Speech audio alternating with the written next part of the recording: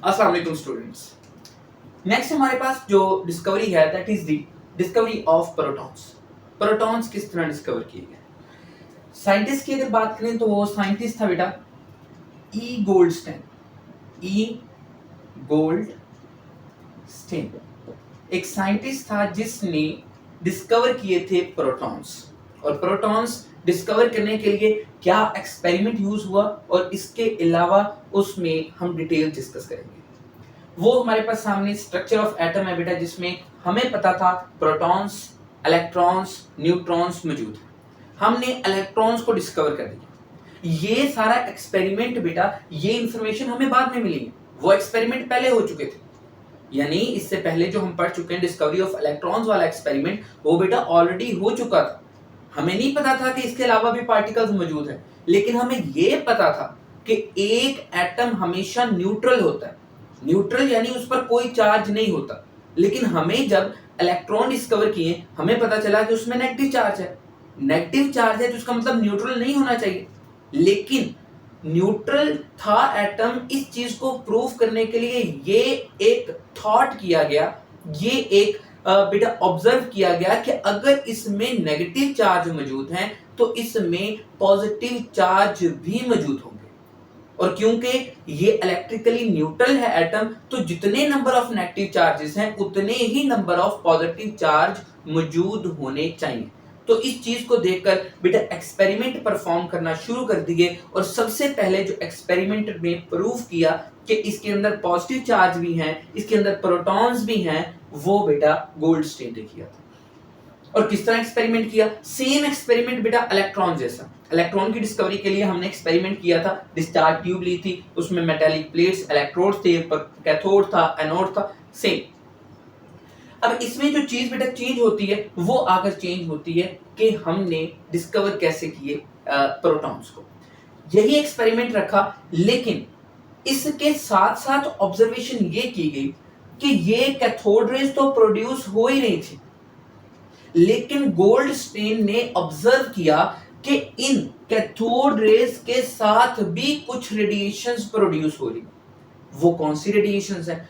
वो उसने जब मजीद ऑब्जर्वेशन की तो उसने कहा कि ये जो रेडिएशन प्रोड्यूस होती हैं इस डिस्चार्ज ट्यूब के अंदर, वो ट्रेवल करती हैं opposite to cathode.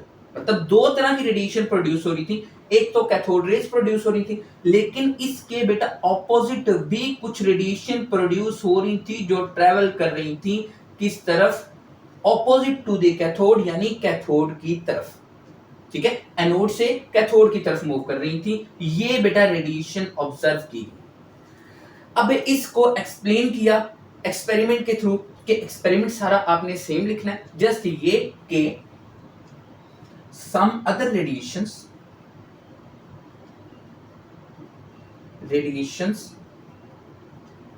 also observed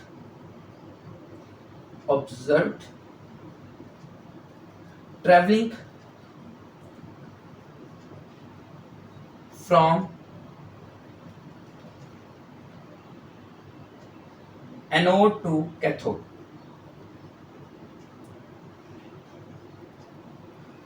cathode ये बेटा थॉट था किसका? गोल्डस्टीन। इस चीज को एक्सपेरिमेंट में ढालने के लिए उसने क्या किया? उसने बेटा कैथोड चेंज किया। उसने क्या किया? कैथोड जो सिंपल एक मेटेलिक प्लेट थी वो नहीं लिया, बल्कि उसने एक कैथोड लिया जो कि परफोरेटेड था। परफोरेटेड कैथोड का मतलब कि बेटा उसमें होल्स मौजूद थे। इस परफोरेटेड कैथोड का मतलब कि उसमें होल्स मौजूद थे।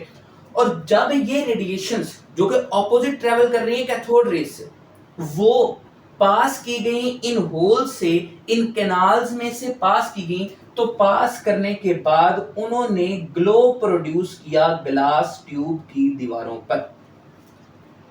ये बेटा एक्सपेरिमेंट किया गया। मतलब थॉट था, पता था कि इसके अगेंस्ट रेडिएशन प्रोड्यूस हो रही है, लेकिन पता कैसे चलता?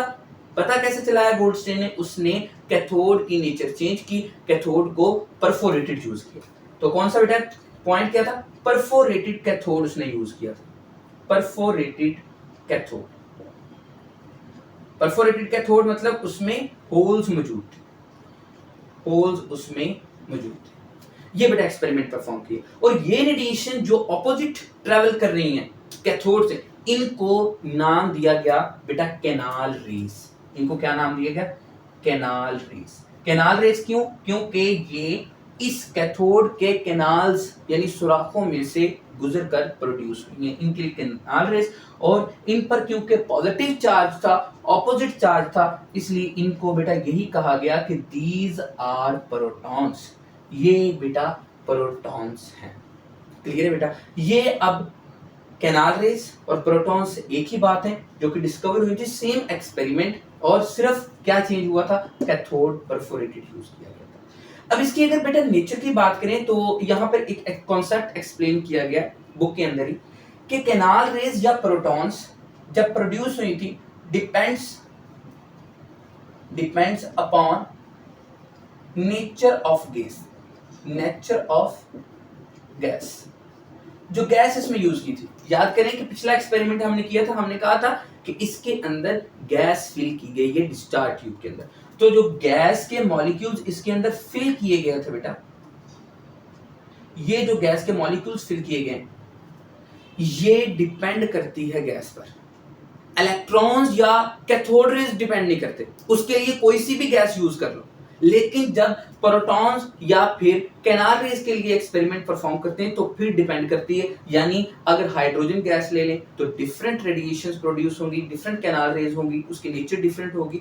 और अगर उसमें कोई दूसरी गैस नाइट्रोजन ले लें, आर्गॉन ले लें, हीलियम ले लें, तो उसके लिए डिफरेंट प्रॉपर्टीज होंगी। ये पता चलाया गया बेटा। इसमें जो एक्सपेरिमेंट केमिस्ट्री होती है वो थोड़ी सी एक्सप्लेन करने लगा हूं, समझिएगा।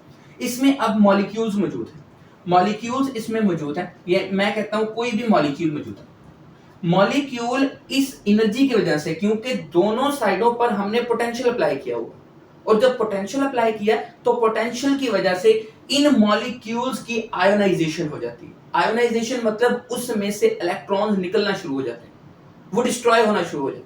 और जब एक मॉलिक्यूल जो कि इंडिपेंडेंटली एग्जिस्ट कर रहा है, उस पर कोई चार्ज नहीं, वो आयोनाइज्ड होता है, तो अपने अंदर से इलेक्ट्रॉन निकालेगा और उस खुद पर चार्ज आ जाएगा पॉजिटिव। यहां पर नेगेटिव चार्ज भी है, यहां पर पॉजिटिव चार्ज भी। पॉजिटिव चार्ज जो होगा वो नेगेटिव प्लेट की तरफ मूव करना स्टार्ट कर देगा, क्योंकि पॉजिटिव नेगेटिव को क्या करता है? अट्रैक्ट करता है। और जो नेगेटिव चार्ज है वो पॉजिटिव प्लेट की तरफ मूव करना स्टार्ट कर देगा, जो कि पॉजिटिव नेगेटिव को अट्रैक्ट करता है। इस वजह से ये canal raise towards the cathode travel करती हैं, और जो हमारे पास इलेक्ट्रॉन्स हैं या कैथोड रेज हैं वो ट्रेवल करती हैं टुवर्ड्स द एनोड। अब ये बेटा एक सिंपल मॉलिक्यूल है। तो मॉलिक्यूल अगर मैं कहता हूं हाइड्रोजन का होगा, अगर H2 होगा तो इसमें 2 इलेक्ट्रॉन निकले और 2 हाइड्रोजन आयन प्रोड्यूस हुए। अब जो पॉजिटिव आयन यानी कैनाल रेज हैं वो किससे मिलकर बन रही हैं? हाइड्रोजन के। और हाइड्रोजन का एटॉमिक मास डिफरेंट है, क्योंकि बेटा हाइड्रोजन में एक ही प्रोटॉन होता है, न्यूट्रॉन नहीं होता, और एक ही इलेक्ट्रॉन होता है। और प्रोटॉन इसमें ये रहा और इलेक्ट्रॉन इसमें निकल चुका है, इसलिए it is the just protons, ये प्रोटॉन्स बच जाते हैं। लेकिन अगर कोई और गैस यूज करते हैं, मैं कहता हूं हीलियम इसमें फिल की, हीलियम देखें तो हीलियम में से भी एक इलेक्ट्रॉन निकलेगा और हीलियम He पॉजिटिव की फॉर्म में आ जाएगा। अब हीलियम के अंदर जो प्रोटॉन की तादाद है वो बेटा 2 होती, इसलिए इसकी नेचर डिफरेंट होगी, इसकी नेचर डिफरेंट होगी। यही वजह है कि जो कैनाल रेज होते हैं या प्रोटॉन्स होते हैं वो डिपेंड करते हैं किस पर बेटा? नेचर ऑफ गैस पर। सेकेंडली बेटा इसमें लास्ट पैराग्राफ में एक चीज एक्सप्लेन की गई है, hydrogen atom protons building block of nucleus. हर एक न्यूक्लियस का बिल्डिंग ब्लॉक हाइड्रोजन एटम या फिर प्रोटॉन्स होते हैं। ये रदरफोर्ड ने एक्सपेरिमेंट किया था बेटा 1917 के अंदर, 1917 के अंदर रदरफोर्ड ने एक्सपेरिमेंट किया था। और रदरफोर्ड ने अपने एक्सपेरिमेंट में ये देखा कि जो भी एटम, कोई सा भी एटम ले लें, उसके अंदर प्रोटॉन्स की जगह हाइड्रोजन एटम फिल किए गए। ये बेटा सिर्फ रदरफोर्ड की ऑब्जर्वेशन थी। बाद में आकर ये प्रूव हुआ कि हाइड्रोजन एटम की अगर बात करें तो हाइड्रोजन एटम के न्यूक्लियस में एक प्रोटॉन होता है और उसके सराउंडिंग में जस्ट एक इलेक्ट्रॉन बेटा होता है। सेंटर में एक प्रोटॉन और एक इलेक्ट्रॉन, और जब इसमें से इलेक्ट्रॉन निकल जाता है तो उसके बाद जस्ट बेटा प्रोटॉन बनता है और प्रोटॉन पर चार्ज पॉजिटिव होता है। इस वजह से रदरफोर्ड का यह ख्याल था कि इसके अंदर हाइड्रोजन एटम है, और हाइड्रोजन एटम क्यों, क्योंकि हाइड्रोजन एटम के अंदर भी एक प्रोटॉन और प्रोटॉन बजाते खुद भी एक प्रोटॉन। इस वजह से इसने कह दिया कि hydrogen atom proton, hydrogen atom या फिर प्रोटॉन्स बिल्डिंग ब्लॉक होते हैं न्यूक्लियाई के, जितने भी न्यूक्लियस होते हैं उसके। अगर मैं कहूं कि हीलियम है तो हीलियम में 2 प्रोटॉन, हीलियम में कितने प्रोटॉन है, 2 प्रोटॉन्स इसके अंदर मौजूद हैं। और प्रोटॉन्स की बजाय अगर मैं ये लिख दूं कि हीलियम के अंदर जो मास है वो 2 हाइड्रोजन एटम जितना है, तो तब भी ये बात ठीक है, क्योंकि एक हाइड्रोजन एटम में भी एक प्रोटॉन होता है, और एक प्रोटॉन की बात करें तो वो भी प्रोटॉन। और अगर मास की फॉर्म की बात करें तो बेटा प्रोटॉन और neutron most heavier fundamental particles of atom या न्यूक्लियस। न्यूक्लियस के अंदर जो मौजूद प्रोटॉन और न्यूट्रॉन है वो बहुत ज्यादा भारी होते हैं, और ये जो न्यूक्लियस है इसमें 99.9% बेटा एटम का मास मौजूद होता है इस छोटी सी जगह पर। इलेक्ट्रॉन्स तो बहुत ही छोटे पार्टिकल्स हैं। अगर मैं दूं आपकी बुक के अकॉर्डिंग, एक बेटा जो प्रोटॉन है वो 1836 गुना भारी होता है इलेक्ट्रॉन से। एक प्रोटॉन 1836 गुना भारी होता है किससे, इलेक्ट्रॉन से, और एक जो न्यूट्रॉन है वो 1843 टाइम्स हैवियर देन इलेक्ट्रॉन। ये बेटा आपकी जो पुरानी बुक है उसमें इंफॉर्मेशन लिखी हुई है। खैर ये बेटा एक शॉर्ट क्वेश्चन भी आ सकता है, लॉन्ग क्वेश्चन भी आ सकता है, शायद उसके साथ मिल जाए, इलेक्ट्रॉन के साथ मिलकर दे दे, क्योंकि ये छोटा सा बिल्कुल टॉपिक लिखा हुआ है तो मुश्किल है इनके लॉन्ग क्वेश्चन। लेकिन इन केस अगर लॉन्ग क्वेश्चन आ जाता है तो अटेम्प्ट तो फिर करना ही है। इसमें बेटा डिस्कवरी ऑफ प्रोटॉन्स लिखेंगे, एक्सपेरिमेंट करेंगे, एक्सपेरिमेंट के बाद आपने डिपेंडेंस लिखनी है इसकी नेचर ऑफ गैस पर, कि किस तरह गैस पर ये डिपेंड करता है, और उसमें ये बताना है कि हर जब मॉलिक्यूल डिफरेंट होगा गैस का तो पॉजिटिव चार्ज डिफरेंट होगा, नो डाउट इलेक्ट्रॉन सेम होते हैं, हर एक एलिमेंट में रिवॉल्व करने वाले ये इलेक्ट्रॉन्स सेम होते हैं। उसके बाद बेटा ये पैराग्राफ जो लिखा हुआ है इसको एक्सप्लेन कर देना है कि हाइड्रोजन एटम या फिर प्रोटॉन क्यों बिल्डिंग ब्लॉक होते हैं न्यूक्लियस के, क्योंकि जब एटॉमिक मास बढ़ता है तो नंबर ऑफ प्रोटॉन्स बढ़ते हैं, और नंबर ऑफ प्रोटॉन का मतलब यही होता है कि एक हाइड्रोजन एटम जितने प्रोटॉन।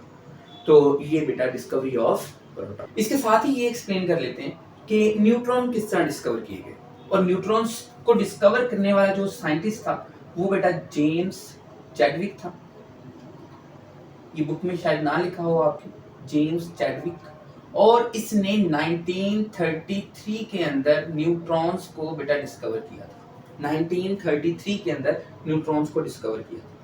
अब ये पता कैसे चला कि न्यूट्रॉन्स भी एग्जिस्ट करते हैं? मैं सिंपल सी बेटा एक मिसाल देता हूं। एक एटम है, इसका टोटल मास हमें पता है, इसमें हमने अभी तक जो डिस्कवरीज की हैं वो इलेक्ट्रॉन की कर दी है, प्रोटॉन्स की कर दी है, और हमें उस वक्त ही यकीन आएगा ना कि ये टोटल मास जब इनमें पार्टिकल्स के सम के बराबर आ गया, उस वक्त ही हम यकीन करेंगे। मैं कहता हूं लेट्स सपोज, एक मिसाल देते हैं कि इसका मास है तकरीबन कोई 10 ग्राम। मैं कहता हूं ये प्रोटॉन का मास 5 ग्राम है, इलेक्ट्रॉन का 0.1 ग्राम। ये बेटा मिसाल दे रहा हूं सिर्फ। अगर इन दोनों का सम करें आया कि ये 10 ग्राम पूरा होता है या नहीं होता? नहीं होता। नो डाउट बेटा इस पर नेगेटिव चार्ज था, इस पर पॉजिटिव चार्ज था, ओवरऑल मॉलिक्यूल्स न्यूट्रल हो गया था। ओवरऑल जो एटम है न्यूट्रल हमने समझ लिया था कि ये न्यूट्रल है, ये पॉजिटिव नेगेटिव चार्जेस की वजह से, क्योंकि ये दोनों एक जितने मौजूद होते हैं एक एटम के अंदर। लेकिन ये समझना मुश्किल था कि इसका मास कैसे वेरीफाई किया जाए। क्या जितना टोटल मास है एक एटम का वो सम है इलेक्ट्रॉन और प्रोटॉन का? बिल्कुल नहीं बेटा।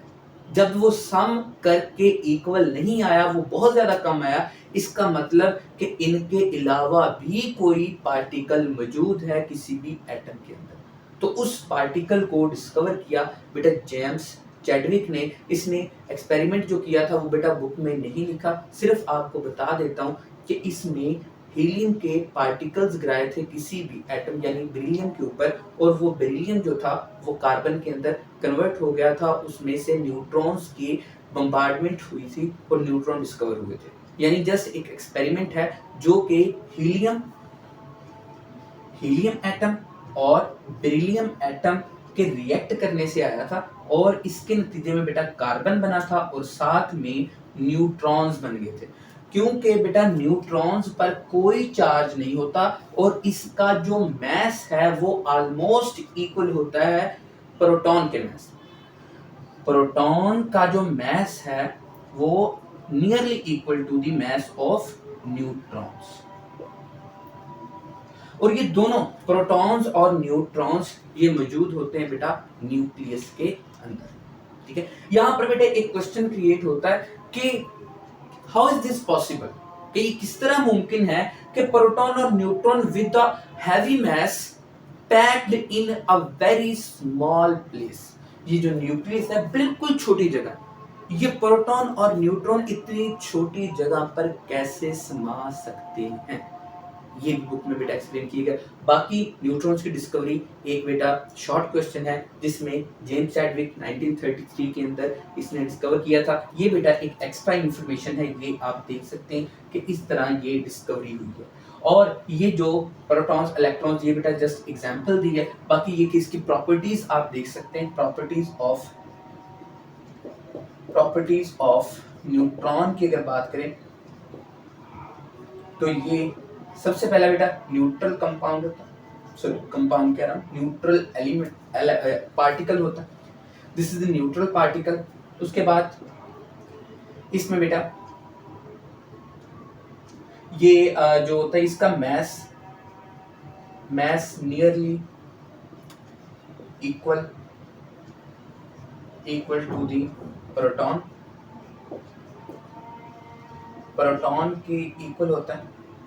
और इसके अलावा बेटा ये मौजूद होता है इन न्यूक्लियस, इनसाइड द न्यूक्लियस, ये न्यूक्लियस के सेंटर में मौजूद होता है। और इसकी बेटा बहुत ज्यादा पेनिट्रेशन पावर होती है, पेनिट्रेशन सरायत पजीर, मतलब किसी भी मैटर के अंदर बहुत ज्यादा अंदर तक चला जाता है।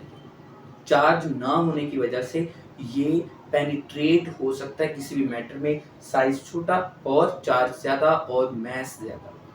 तो ये बेटा न्यूट्रॉन की डिस्कवरी थी। तीनों जो फंडामेंटल पार्टिकल्स थी उसकी डिस्कवरी हमने कर ली, जिसमें electrons very important long question, proton और न्यूट्रॉन को मिलाकर भी पूछ सकता है या कोई सी भी दो डिस्कवरीज भी आ सकती है।